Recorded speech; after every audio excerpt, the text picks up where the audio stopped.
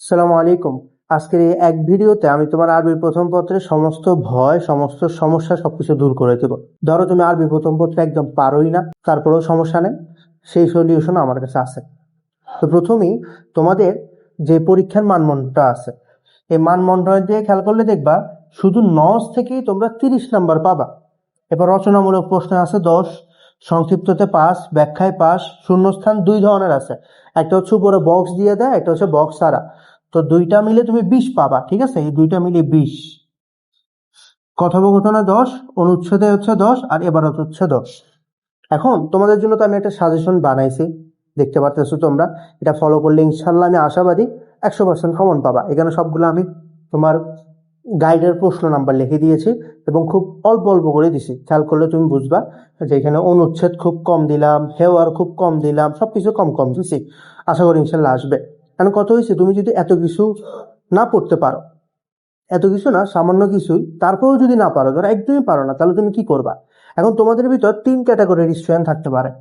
একটা হচ্ছে যারা মোটামুটি ফেলই যেতে পারো আরবি প্রথমে, এখনের প্রস্তুতি অনুযায়ী ইনশাল্লাহ যাবা না। আরেক ক্যাটাগরি হচ্ছে ফেল করবা না, বাট তোমার অবস্থা তেমন একটা ভালোও না, মানে কম নাম্বার পাবা। আরেক ক্যাটাগরি হচ্ছে যারা মোটামুটি প্রস্তুতি ভালো, একটু ঠেলা দিলে বা একটু চেষ্টা করলে, এখন থেকেও চেষ্টা করলে কিন্তু প্লাস পাওয়া সম্ভব, ঠিক আছে? আজকে থেকে শুরু করলেও সমস্যা নাই। তো মোটামুটি যারা এরকম চেষ্টা করতে রাজি, তাদের জন্য এই সবগুলো পড়তে হবে। আর কি আমি চেষ্টা করবো, আমি আমার জান প্রাণটা দিয়ে ফেলবো, বাট আরবি প্রথমে একটা ভালো নাম্বার আনবো। বেশি কিছু নেই, অল্প কিছু পড়লেই হয়ে যাচ্ছে। যারা এটাতে রাজি তাদের জন্য এগুলা এগুলা পড়বা। এখন তুমি কম পারো বা কম নাম্বার পাইতে পারো, এই পর্যায়ে আসো, প্রিপারেশন তেমন একটা ভালো না এবং তুমি বেশি কষ্ট করতেও পারতেছো না, তুমি কি করবা? এখান থেকে কি আরো কমাই দিব? না, তোমাকে একটু টেকনিক্যালি ভাবতে হবে। তুমি দেখবা যে কোন জায়গাগুলোতে তোমার সমস্যা। দেখো তোমার এই যে নস আছে, নস, এই নস কিন্তু তেমন কঠিন কিছু না, তুমি সহজেই শেষ করতে পারো। তুমি যত আর কি কি বলে ফেললা ফলা হও না কেন, তুমি যদি একটু চেষ্টা করো, নস শেষ করা একদম ইজি। অনেকে তো নস না পড়েও পারে। গেল, এরপর আসে আহ এই যে শূন্যস্থান পূরণ, বক্সওয়ালা হোক বক্সবিহীন হোক, একটু প্র্যাকটিস করলেই হয়ে যাচ্ছে। এটা তুমি পারবা, তোমার জন্য শূন্যস্থান কোনো ব্যাপার না। তারপর কথোপকথন, দুইটা মুখস্থ করে ফেলবা, 1 ঘন্টাও লাগবে না, ইজি। ইবারত, ইবারত মানে কি? আরবি দিবে, তুমি সেটাকে বাংলা করবা। এটা তোমাদের একদম লাস্টে আসে, এখানে 10 নাম্বার। দেখবো যে এটা যদি তুমি 2-3 বার খালি পড়ে যাও, আর কি মুখস্থ দরকার নাই তো, কারণ আরবি তো থাকবে, খালি বাংলাটা মনে রাখলেই হচ্ছে। আর এই গল্প আকারে মনে রাখবা, 1-2 লাইন দেখলে যাতে মনে পড়ে, তাহলে হয়ে যাচ্ছে না। তাহলে তুমি খেয়াল করো জাস্ট এই জিনিসগুলো, আর সাথে যদি তুমি এই যে সংক্ষিপ্ত প্রশ্ন আর ব্যাখ্যাটা করো। এই যে ব্যাখ্যা, এটা কিন্তু টেকনিক দিয়ে লেখা যায়, টেকনিকটা আমি শিখাই দিব ইনশাল্লাহ ক্লাসে। সংক্ষিপ্ত প্রশ্ন খুব ছোট ছোট, খুব সহজেই মনে রাখা যায়। তাহলে তো কতগুলো নাম্বার আনসার হয়ে গেছে। 30, এখানে হচ্ছে 10, 40, এখানে 20, কত হয়?